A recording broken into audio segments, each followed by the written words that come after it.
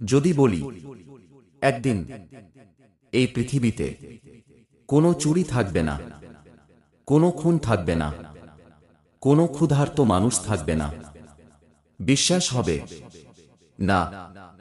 কিন্তু এটাই সত্যি, এটাই হবে।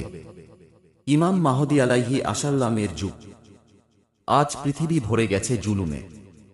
ভাই ভাইকে মারে, মানুষ মানুষকে ঠকায়। নামাজ নেই, ঈমান নেই, শান্তি নেই। ঠিক তখনই আল্লাহ পাঠাবেন একজন মানুষ।